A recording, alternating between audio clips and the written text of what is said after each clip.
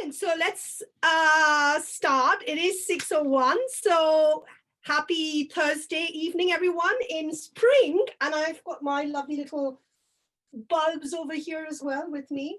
But we're actually here today. Thanks so much, everyone, for joining us to welcome Kate, who is a professional gardener and a very passionate sustainability expert as well. And she's brought both her passion and her interest together to become her career, really. And here she is today to talk to us about some tips and tricks about how we in our everyday world and our everyday lives could in fact make a few steps. I'm sure all of us love spending a little bit of time in the garden or at our balcony or at our windows with some of our plants. And how could we do this even better? And Emma's got some of her lovely plants there as well. So without further wastage of time or ado, I'm going to start. So first and foremost, I'm Rupa, the founder and CEO of Inclusive Trade, and I have Emma Dick, our director of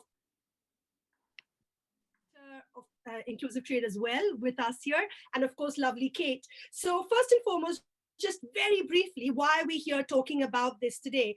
For those of you who are not aware, Inclusive Trade is a platform, and our focus at the moment is through an e-commerce channel where we promote small businesses, largely micro businesses, to sell ethical products. But our overall mandate is really about creating an ethical ecosystem. And this is exactly why we have Kate today to speak to us about sustainability in gardening, which is another part of our lives. And if some of you had participated in December, we had Sam Jones talking to us about ethical dog breeding as well. So a lot of things that we've all kind of had interest in the past year, especially through lockdown, about how we might want to think about, doing it better or just finding simple ways that would make our lives easier, as well as sort of having a positive effect on the environment and the society. So, of course, if you have any further questions about why and what and how we do all those things, please get in touch with Emma and myself. You do have our email addresses. But today we're actually here to talk to Kate, who is here for about 45 minutes. She's given us a very valuable time. So we're very grateful, Kate. Thank you so much. And how we're going to do this is basically we're going to go ahead with asking Kate a few questions. She's going to talk to us about what she does, because I'm sure everyone's quite interested. And then, of course, we've already gathered quite a few questions from many of you in the audience, which we'll put to Kate, and we're going to try and get through as many as we possibly can. If you have any questions, please put them on the chat so that we can pick them up between Emma and myself, and we will put it to her. Please, can I just request everyone to have their microphones and videos off? Sorry, I sound like a school teacher now, but just so that we can hear Kate really well. And then if you have a question, and once we get to that stage, we can have people put their microphones on, and we will definitely invite you to do that. So first and foremost, Kate, welcome. Thanks so much for making it today. And I'm just going to start with really, giving you the floor. And who is Kate? I mean, what do you do? What is a professional gardener? And, and what made you sort of take this up as a career and a profession? So Kate, over to you. Okay, great. So yeah, I mean, this is a great way for me to spend a Thursday evening as well, and welcome everybody. It's really nice to see you all here. And yeah, I think, sort of taking that first idea, sort of my life as a gardener, it always makes me chuckle slightly. I think, it's often quite different what I do every day to what people think I do. So if I just talk about my day to day, I was building a polytunnel. So great, that's something that gardeners do use, a kind of, temporary greenhouse and things. But, the reality is I spent my day with a couple of construction workers, a construction manager, a carpenter, walking around with a, power drill in my hand, trying to fix together a load of bits of metal tubing. And I think that's a world away from often what people think about gardening, that it's all flowers and green spaces and relaxing. I did have a bit of time out from that. I measured up for where the college croquet lawn is going to be. And I spent some time doing my expenses and getting some quotes from contractors. So a bit of admin work as well. So every day is different, and I think, quite often the work of a gardener, and particularly a head gardener, it's a lot more kind of multifaceted than people think. Taking a step back from my day with a power drill, I'd say, usually, so my role is I'm head gardener at Trinity College, Oxford, and I get to work in this absolutely beautiful space in central Oxford. So as well as the old college buildings, we have a few acres of gardens there. Which are usually open to the public. So I would say, once lockdown ends, and if anyone is in Oxford, do come and visit us. Come into college, and you can have a look around the gardens as well, rather than just talking about them online. And in my role there, I do get, I get the creativity and the work of choosing what goes in the gardens, maintaining those plants, sort of making the gardens look as we want them to, and then with my team doing all that maintenance, so mowing, pruning, planting new plants, making pot displays. I do all that normal gardening work as well. Previously, I've worked in sort of other historic gardens, but also I've worked in some smaller back gardens, sort of just people's sort of private plots as well. I also worked at the zoo at the Cotswold Wildlife Park, so a bit of a different experience there. And I've worked on some large country estates, so places where their walled garden in itself is the size of a couple of football pitches, and then you have land around it as well. So you really do go from sort of all scales on that. I retrained in horticulture about 10 years ago. So I did spend the first 15 years of my working life in an office. I sat and I looked at spreadsheets, and I went to meetings about spreadsheets. And I just thought everybody sat there through their day looking out of the window thinking, I wish I was outside. I'd rather be in the fresh air. And to an extent that's kind of true, but actually not everybody wanted to be out when it's cold, when it's wet, and sometimes the lure of a warm office does get us. Whereas I was thinking, no, I think my natural habitat is actually outside. And I decided to kind of make that change, and get myself out of the office and get into horticulture, and I've really not looked back since then.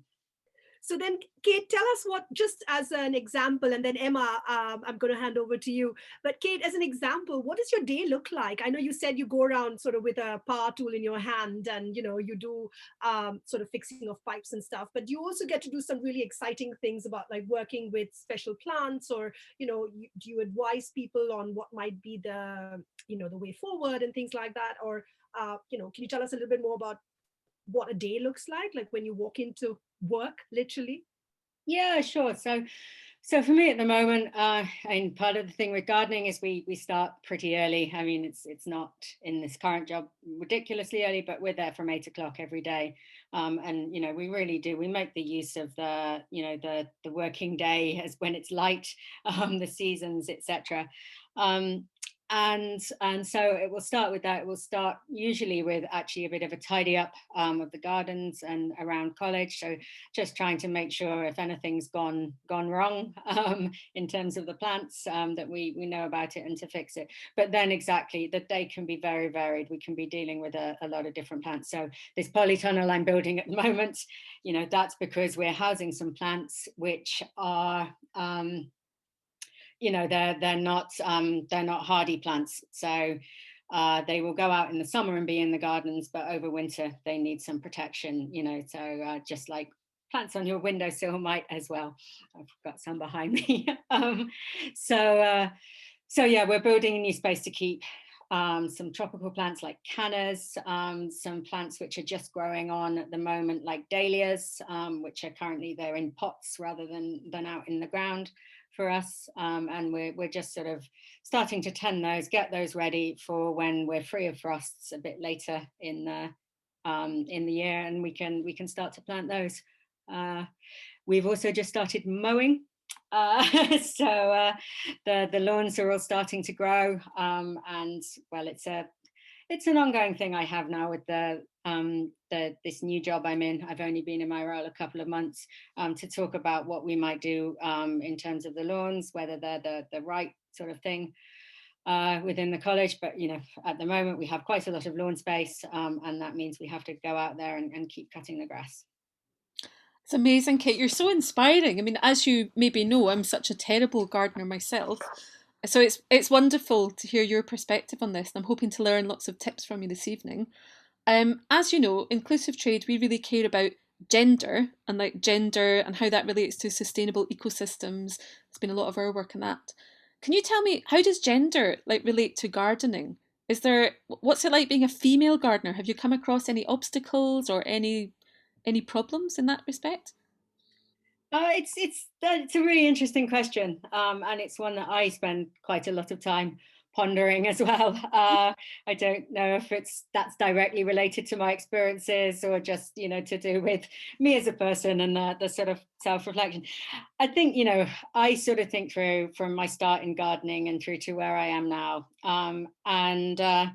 So I started, as I said, with studying sort of horticulture at college, but then I went and volunteered a day a week to get some practical experience, and that was in a temple garden, which is in London. And for those of you who don't know where it is, it's sort of sandwiched between the Thames and the Strand, just near Blackfriars Bridge. And there's been a garden there since the 16th century. It's sort of really important gardening. And I was lucky enough to go there as a volunteer and be sort of educated and mentored by Andrea Brunsendorf, who's a very renowned head gardener.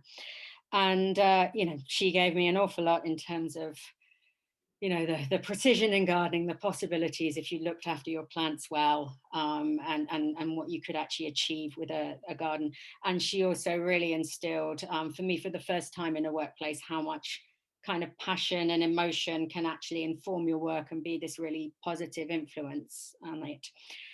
It was also, for most of the time I was there, an all-female team. And, so as well as Andrea, there were 3 or 4 other female gardeners. And, occasionally the team changed slightly. So it wasn't only women, but it was always majority. I didn't think very much of that. I just thought, I fit in here. Hadn't really thought about it in terms of gender. And, we all just got on with our work. I then went to my traineeship. So having decided I would do gardening full time, I got myself a full-time traineeship at the Botanic Garden in Oxford. So another really amazing space, the first botanic garden in the UK, and that's been there since the 17th century. And a stunning collection of plants, some really amazing horticulturists, and again, really inspiring people. And again, I just found that it was a very balanced environment, and there was no suggestion that we would do anything different there, according to, sort of segregated by our gender. There weren't jobs for men, jobs for women. We all just were expected to get on with the work. And again, there were some very inspiring female horticulturists there as well. So that was kind of my initial experiences. And then it was only after I'd done my training and when I sort of went in that I came to perceive that it is a very male dominated industry. I think, I do find the majority of people working in gardening are male, and there is potentially a perception there that, it's possibly a man's job, it's physical work, and men should get on with it. And then more than that, I really have found that it's really frequent that I get challenged about my abilities or my knowledge or what I know. So some days you can't even walk up to a wheelbarrow without somebody saying to you, are you sure you can manage that? As if it might be too much for me, and as if, as a woman, I might not know my strengths. I might not know if I can manage that wheelbarrow or not. And I find it very surprising. And then, you'll go to the shed to get a power tool. And people say, what, you're going to get a power tool? Are you sure you know how it works? Do you know it needs fuel in it? And again, there's a very strong perception in a lot of gardening environments that maybe as a woman, you wouldn't know how to use these tools. And I'm not a mechanical engineer, I don't know everything about this equipment, but there's nothing to stop me as a woman using all these tools in the garden and doing all the different roles, and sort of knowing what my capabilities are, just as any person would. So it's been very interesting from sort of where I started to kind of coming through to where I am now, and realizing that possibly there is this bias. There are also, an awful lot of very inspiring female head gardeners around, and, sort of realizing where I am now, that, you know, that is a position that I can sort of look and see, you know, sort of what the balance is, what's going on, and think about it. But, you know, I think perceptions are changing, and there are some really good role models out there. That's amazing, Kate. Thank you so much. Thinking about role models and, you know, the kind of professionalization of this task that you have, what is the role of the professional gardener? And could you maybe then think about how that relates to the rest of us in this room that are not professionals? Like, how does that relate to key messages that home gardeners could think about for how they can implement sustainability into their gardens? So kind of two-part question. Yeah.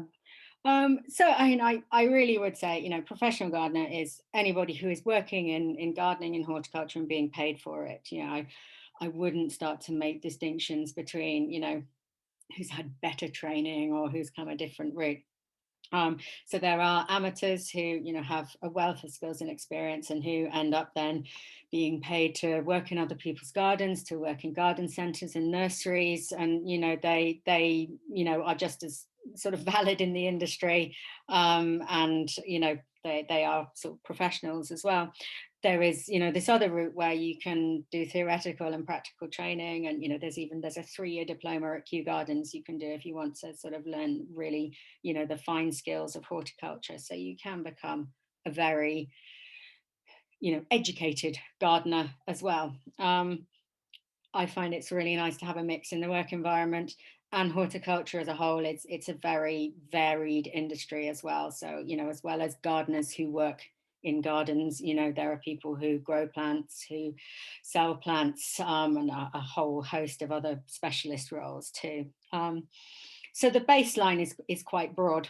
For me, and this is where my sort of concept of Cultivated Gardener, which is, you know, my sort of website and what I use on social media, came from, as I was reflecting, well, what is it that I do that might be different from the home gardener?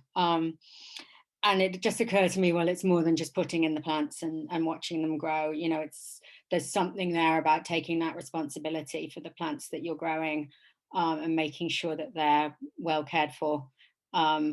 Not just coming back in a year or so and seeing one lot are dead and one lot have grown into a tangled mess. It's actually about cultivating things so that they're the right plants for the space, so that they're doing that sort of aesthetic effect almost as much as anything. I think then more recently, I've then sort of started reflecting on, you know, what else I bring, and as a professional gardener, and with a lot of my work in the last couple of years, I think it's come down to almost sort of challenging a perspective that I find the people I work for have, that, you know, what a professional gardener does is they do more. So, you know, because we're paying you, you're going to cut more things down, you're going to spend more time mowing, you're going to do a lot more spraying of insects, you're going to kill all the bad animals. And, you know, that's sort of why we give you money to do this role. And it, you know, it suddenly becomes a lot more complex, because you're sort of trying to dissuade people from actually taking too much action in the garden, as opposed to being paid to take action in the garden, and trying to really sort of educate about why we might need different spaces, why it might be good to leave things as they are, and you know, sort of to try and help that whole sort of ecosystem in a garden thrive. And I think that's where the sustainability side comes in. Just to kind of jump in there about the sustainability aspect, and I think what we're all probably, you know, I mean, I know everyone wants to be sustainable. You know, we want to try and do the right thing in our gardens and use less pesticide, and, you know, but quite often we just don't quite know what we're trying to look for. Even like, suppose, especially with lockdown, as you know, several of us have wanted to do things, and then you're just like, where do I start? Like, what do I actually put in? Am I actually doing more damage, or am I? So I think what would be, you know, I'd love to hear from you. Just a few sustainability tips, for example, as a starting point. And I'm sure in the audience, I mean, participants, we've got lots of people who are way better than, I know, Emma and myself. We're probably really, really base level gardeners. But I think it would be really helpful to get something about, you know, for instance, what should we be looking for, or where could we get things, or where we look, which would be a sustainable option, for instance. And just simply, what would be I mean, to end that, what would be a key message? I mean, obviously you can't give a whole horticulture class here, but what would be a message, or like, what would be the couple of things that we should take into account as home gardeners, basically? Yeah, as you say, it's a really big topic. I think a lot of it comes down to really similar themes that you would be talking about with ethical fashion, or that other people would be talking about in terms of sustainable efforts they're making. And it's about doing what you can and trying to make some considered choices, rather than a really sort of broad checklist that just do ABC and then you've sort of done everything. I think as you were just saying in your question there's a limit to how much we can all do. It's the modern world is as it is, so sometimes we have to go for convenience over the other option.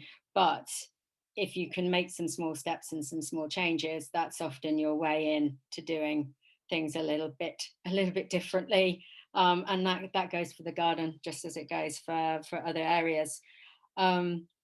So it's trying to imprint a few things into your conscience about sort of, well, how could I maybe approach that differently, and do I have the money, do I have the time, is it possible for me? In many ways I would say all gardening is good gardening. If you're greening things and if you're bringing in a variety of plants, this usually is a good thing. So try not to be discouraged at step one and think, well, I might be doing it wrong, so I won't do anything at all. Start and try. I think an area I could pick out would be, again, it would be very familiar, sort of buying local and buying from independent. And that's because it's about supporting things in your local area. It's about doing less travel to get things yourself. But it may also be that then you're shopping somewhere for your plants where they're making more careful choices, and they're giving more care to those plants that you get. So I'm not saying you should never go to a very large sort of garden center or sort of hardware store that sells plants on the side, but you may well find that they do something kind of like sale or return with nurseries that they buy from. So they don't care if those plants on their shelves die. They will sell what they can, and then the nursery they've bought of is actually sort of liable for what comes back. So I would say, when you go, you can look at the condition and the state of plants as well, and that might tell you about what the attitude and the sort of ethical nature is. And often when you're in the smaller and the independent shops, they will be taking a lot more care of the plants because they will have a greater sort of emphasis on needing to sell their stock, and needing to build reputation as well. So yeah, shopping locally and independent can be a good thing. There are online resources that can help you with that. So there's for example, something called Independent Nurseries Guide, I think, online, which it will tell you about independent nurseries in your area.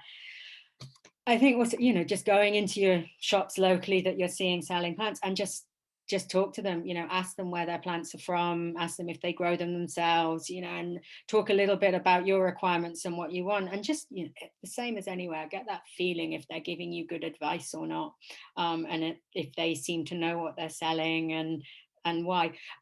And it's not at all, again, to imply that every shop should be growing all their own plants. They simply won't have the resources and the space for that.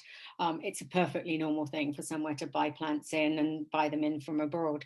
But just sort of starting that conversation and showing that you care then sort of shows the retailers that that's something that they can focus on too. So I think that's one tip. Another sort of area I would look at is sort of the materials that you're buying as well as your plants. So massive topic at the moment would be going plastic free. So looking at what does your plant come in that you're buying. There are alternatives to plastic pots. So you can get plants now that come in, sort of things made of plant fibers or vegetable fibers as well, which will just decompose in the ground when you plant those. Or also A lot of places have started selling in coloured pots, so grey or brightly coloured plastics, and that is to make the pots recyclable, because the black plastic, for most local recycling, it doesn't recycle. The black doesn't get picked up by the sensors or something, so you can't actually recycle your black plant pots.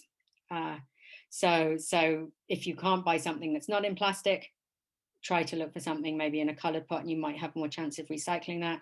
And that may also be something that you're happier to reuse at home as well. So keep your little stack of pots for when you're gardening. And with the plastic, I'd say the same goes for, if you're buying compost, things like that, often those will come in plastic bags. If you're buying larger amounts, you could look around for someone who's going to deliver it just as an open load of compost or soil, or in a larger sort of builder's bag, so that you're cutting down on that.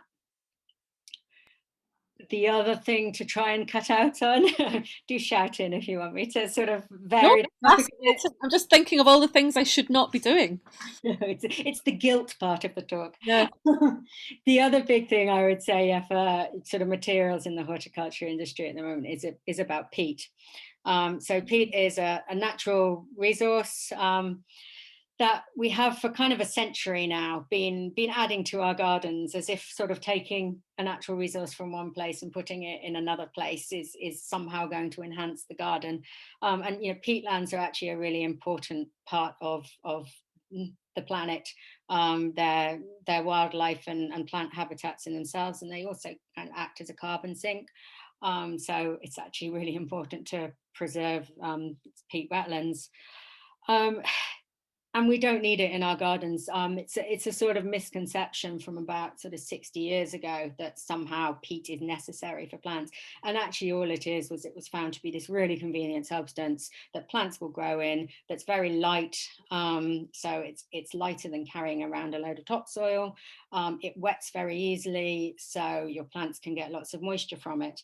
But there's actually no reason at all that we use it. I think people will insist that it somehow makes the plant grow better, but it doesn't contain nutrients. It doesn't sort of nourish your plant. It doesn't help your plant stand up better than another substance. So avoiding peat is great. And just about anywhere these days, if you go and buy a bag of compost, you'll find that there are some that are labeled peat free. So you can just simply choose the one that says peat free. That now extends to buying plants as well. So if you are buying plants, you may be able to find ones that are labeled that they've been grown in compost without peat. And that's a quite important thing to do. So the National Trust has actually been doing that for a few years now. So, they have obviously huge amounts of gardens and spaces throughout the country. And their policy is now that, when they're buying plants, they don't buy plants that are grown in peat, which is just a great initiative. It's so fascinating, and it's really good that there's a simple kind of tip that you can follow. Even me as a novice gardener, I could follow those instructions and be confident that I was not having so much negative impact to my space. Kate, I would like to ask you one question about biodiversity. And just like, could you comment on that? Like, is that important in our gardens and what we could do about it? And then I am very conscious of the time, and we've actually got a few pre-questions from the audience. So if you want to talk a little bit about biodiversity, I'm going to look at the questions we've already been given, and I can go through some of them with you afterwards, if that's okay. Yeah, fantastic. I think, biodiversity, it's a word you hear a lot at the moment. And what I have to keep repeating to myself is, biodiversity, essentially, it just means variety. So it's not a complex sort of concept. It's about having a range of different species, a range of different plants, because if you talk about it in garden terms, the wider the range of plants you have, the wider range of wildlife and other things that environment can support.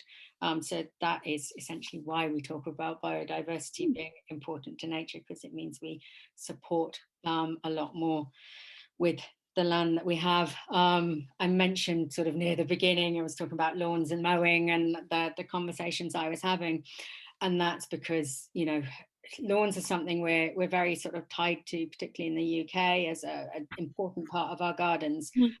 But grass is actually, it's a monoculture, so it's the opposite of biodiversity. You've got one plant growing in a large space that, it will support a lot of life, but it actually, you could have an awful lot more going on than just grass going. You could have a huge range of plants.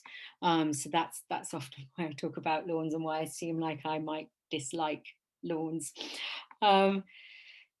I think overall, for the home gardener and sort of thinking about biodiversity in the garden, it's think about trying not to remove all the different habitats that you have, and think about the different things in the garden as different habitats. So if you have a sort of messy area, that actually will support quite a lot of wildlife. But the more different plants you bring in, the more also, that will sort of support its own little ecosystem. If your spaces are small as well, actually think about, just trying to vary from next door. So, don't do the sort of identikit garden that they've got next door to you. Try growing some different plants and shrubs as well. So, when we talk about sort of biodiversity in an area, we're really trying to look at, what everybody is doing, not just kind of, what might be a very sort of small couple of meters square space that people have. Yeah, and try, as well as looking at the plants and the flowers and what you have in your garden and what's giving you sort of pleasure, look at the animals and the insects that are there, because they're really important. I think one of the things I've been hearing a lot recently is that you can't have butterflies if you don't have caterpillars. So rather than panicking if you see kind of caterpillars and grubs on your plants, you maybe have to think of it in terms of what those little insects are going to be, and that they're going to be something positive down the line. I think that links to a sort of question we had prior to starting the podcast, which from Caroline, about can you have a garden without pesticides? And for me, the answer is yes, but you would have to make sacrifices. You have to accept that actually you are going to then get insects, pests coming in, which will make a mess of things. But often those plants will survive a short-term infestation. You can just leave them, and you just have to be a little bit patient and wait for what happens next, because often that's part of an ecosystem. For sort of things like pesticides outside, I mean, it is just impossible to be selective. You can't go outside and spray and feel confident that you're only killing off the pest that you want to kill. You're going to get every fly and every bee with that spray. Sprays just aren't that clever. They don't sort of isolate one insect and kill it. And for an example, for me, there's a plant I've been growing for the last few years, which I love. It's called Cleome. It's a spider lily. It does this sort of brilliant, sort of pink spike of splayed little flowers. But every year I grow it, every year the flea beetles appear at a certain time and just sort of decimate it, and it looks ugly and it's not great. But a few weeks later, the flea beetles have gone, that kind of season is over, and the plant does resprout. So we tolerate losing the look of the garden for a few weeks in order to not be going out and spraying in a way that might damage more plants than the ones we want to keep. Well, we do have quite a few interesting questions, so I'm going to try and group a few just to see if we can get some responses for all of them. You've already spoken about the one about no pesticides. Well, you've got to give some to get some, sort of a thing.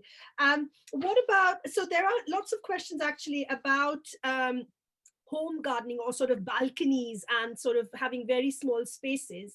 So I think it would be really interesting to maybe, I'm combining these questions to make it into some sort of a global question, if you like. But it's to do with, for example, is it possible to have, what is your take, or what kind of plants could one look at in terms of having, at your windowsill or your little balcony in an apartment, for instance, that will not be unsustainable in the best of possible ways. And at the same time, we're in England, or in the UK in general, and here you've got lots of wind and rain, and suddenly it's sunny, and then it is so it's just about trying to get an idea about exposed plants, but in very small spaces, so there's not very much you can do in terms of sort of tilling it and all that kind of stuff. So if you have any tips for that, and along with that, I think it would be nice to know a little bit about indoor plants as well, just like to get some sort of a, because I think we've got questions about indoor plants and balcony plants. And I know there's a slight difference there, because obviously one is exposed and the other one is, but then the one inside is also exposed to heating and cooling and, all the rest of that. So perhaps a kind of a global sort of your thoughts on that area would be, I think, super helpful. Yeah. I'll just sort of digest that. I think, almost the first thing I'd say would be, while plants aren't the same kind of commitment as like children or a pet, it is still bringing a living thing into your home. And do have a think about whether you've got the time and the capability to sort of look after them. I think sort of loading yourselves with sort of just everything you've seen at the garden centre and coming back and then sort of wondering why they don't look so good a week or two later. Just think of it in the sense you wouldn't go and buy 4 puppies and 2 cats and a hamster and sort of come home and think, well, I can just deal with these.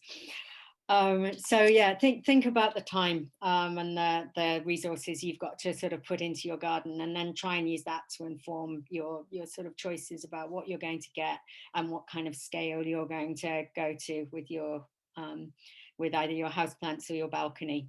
So we'd obviously love to have all our windowsills full of plants and all our balconies like a little sort of tropical paradise. But start small, learn to care for a couple of plants first if you're a novice. If you've got a little bit more plant knowledge, think about the things you would really love to have, and why you want them, and how you would care for them, if that fits with your lifestyle before sort of bringing them home. So that's kind of almost sort of start point number one for me on those.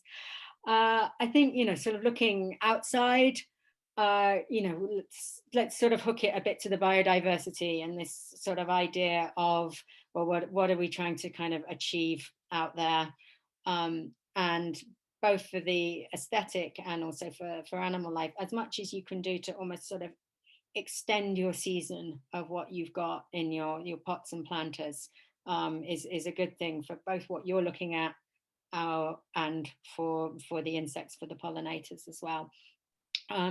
So maybe research your plants a bit and think about things that will work through the year. So for a sort of mixed planter, you could look at something which seems sort of very innocuous and sort of almost not like something you would want, but like you can get quite nice variegated ivies, things like that, and that's a it's quite a tough hardy plant that doesn't need much care. It actually it flowers in a different season to other plants, so it provides a bit of sort of very early in the year stuff for pollinators, and it can be just a good foil in a pot for other things. Think about then maybe, if it's the right time of year, sort of autumn underplanting with bulbs, because often those things like crocuses or great hyacinths, they will then start to flower earlier than other plants, so you're getting some early spring color in there.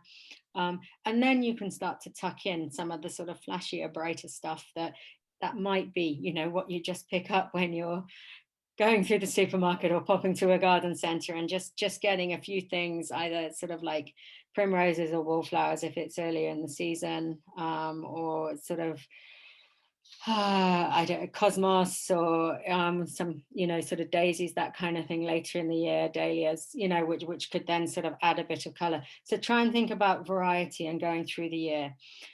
Another way you can do that with containers outside is, rather than trying to put everything in one container, sometimes it's quite nice to have a collection of different containers, and you plant different plants in each one, and then you can just shuffle them around, so the thing that's looking good at that time of year comes to the front and the other stuff goes to the rear. And that's a really easy way of making a bit of an effect, having your color all year round, but you're not constantly taking plants sort of in and out and making changes. So that's kind of how I'd maybe approach the sort of outside. Inside for the houseplants, and there's such a sort of boom in the houseplant world at the moment, which is wonderful. It's really good for choice. It's good for sort of diversity. It's good for what we can enjoy in our homes, and sort of far greater number of plants are available now than were previously. It's great to bring plants into the home. there's something about plants, even sort of looking at them, it has this calming and relaxing effect, and that's actually to do with our DNA and our nature. And we look at green plants and leaves, and we're designed to look at those and see them in this sort of positive way. And it's something about the pattern of leaves sort of appeals to our senses. It's biology.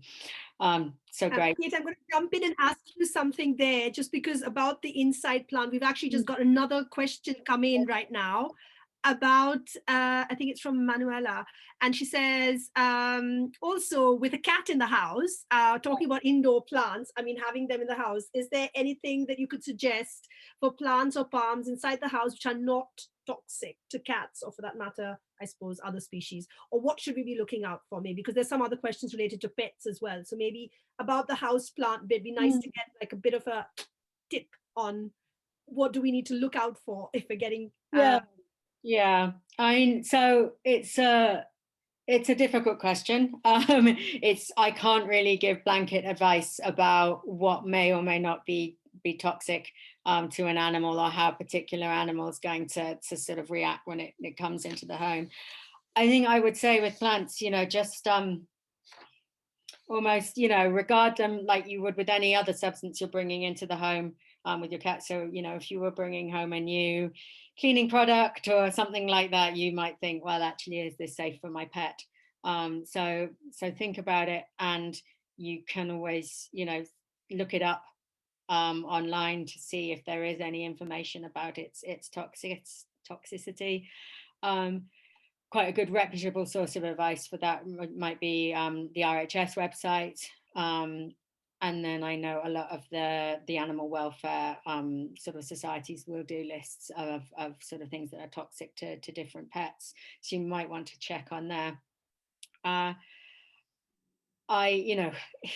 Every pet is different. So I have a cat. She's very placid. She tends to not sort of bother with my plants at all. But we do try and sort of then distract her with other things around the house when she gets a bit sort of too much with them. So it's kind of maybe about sort of looking at other ways as well that you might want to stimulate your pet. I think they're sitting next to me. I've got a little kind of terrarium thing, which I feel is something that, if you do have an animal that's really interested in your plants, you can actually create ways of planting them where they're less accessible to the animal. So rather than it being a question of are these plants toxic or not toxic, it's almost like, how could I protect my plants from the animal? So you could look at different and inventive ways of planting in the house to keep them away from the animal. Thank you. Emma, do we have time to just sneak in another question? Well, I know there was some stuff about boggy gardens. Yeah, we're trying to take them in order. We do have a question, Kate, from Amy. Amy says, our garden is very boggy. We're having some professional help with drainage, but could you recommend trees or plants that would help remove some of the water? Interesting. I think there is such a thing as a bog garden, and these can be wonderful things. And there's a lot of plants which would grow very happily in boggy conditions of varying sizes. So you're looking at sort of riverside and pondside plants. What I suspect, though, for Amy is if it's kind of the garden and drainage rather than actually a pond or a river area, is what you're going to have is an area that is very wet in wet times of year, but suddenly extremely dry. So I would actually avoid so when it stopped raining and in summer. So I would actually avoid plants that specifically say they just like wet conditions, because they will probably then die when the garden is dry and rock hard in summer. So it's a difficult one. I think rather than sort of suggesting trees, again, without knowing, but potentially sort of guessing that maybe it's not an enormous piece of land as well. So you might not want to plant a large tree right in the middle of it. And also growing a tree from its younger state will have similar problems to, as I've said, the other plants. It won't like to be very wet and then very dry What you could look to do is, once you're having the sort of the drainage work done, is the areas you want to plant, just trying to improve the soil and improve the sort of overall drainage and structure of the soil, so you can start to plant in there, and then really with just sort of whatever you feel like in the garden. So taking those, because they'll become very compacted in the dry weather, so the ground will be wet and heavy and soggy, and it will all get very pressed together, and then it gets very dry and hard afterwards. So you want to, in this case, actually dig, which is something I often say, avoid doing it because you'll sort of ruin the soil and disturb organisms in there. Dig it and try and incorporate things that will help the drainage, so things like grit and sand, possibly even wood chip as well. So actually try and free up the soil on top, as well as getting the drainage done, and then you might actually be able to plant a wider range of plants than you expect. That's amazing, Kate. I know we're already out of time. 1 minute, yeah, exactly. Would you be okay to stay on for like a few more minutes just to get through a few questions if people want to stay? I'll just speed them off you really quickly. So we've got one question here, which I'm sure a lot of people will be interested in. If possible, could Kate give some top tips for home composting, covering setting up a compost heap, what type of container, where to place it, what proportion of stuff, scraps, etc. to put in, and where or how to use compost and mulch on your garden, particularly if you're hoping to grow your own veg? Fantastic. It's a long question, but I think it's very important. It is, and it's great to sort of think about composting and think about making your own sort of feed and fertilizer. I think, that's another really good sustainability topic, rather than going out and buying something that's been sort of chemically produced to go in the garden, use this natural substance. And it also has the advantage that it will help improve the structure of your soil. So combining organic matter, again, helps that structure, helps the plants grow better, as well as adding the nutrients. So composting is a great thing. There are a lot of options these days, and it depends on your space and your budget and the time that you have available. Obviously, the easiest thing is just to create an area at the back of your garden, if you have space, where you just start to put waste in order for it to rot down, but it will take a year or 2 years to rot. You can look at products on the market, so composting bins, and also something called hot composting, which is a kind of compost bin which will raise the temperature, and it means that the compost sort of makes itself more quickly. But look at the instructions for that. You may find that actually is a bit more of a commitment than you think it is, in terms of draining off bits of fluid and having to add sort of things to the mixture. So do look before you choose something that sounds like it's a sort of a quicker fix method. In terms of compost, I think exactly as the question hints, you want a mixture of things. So we sort of say it's a mixture of the green and the brown. So, if you have a lot of grass clippings, a lot of things that are just leafy plants, while those contain an awful lot of nutrition when they break down, if you don't mix them with sort of a proportion of other material, it will just turn into a sort of a toxic sludge. So you need to incorporate brown material in, which could be wood chips, it could be leaves in the autumn.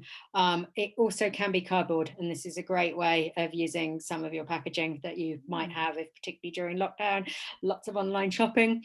In a smaller compost heap, you'll want to shred that cardboard in order for it to break down.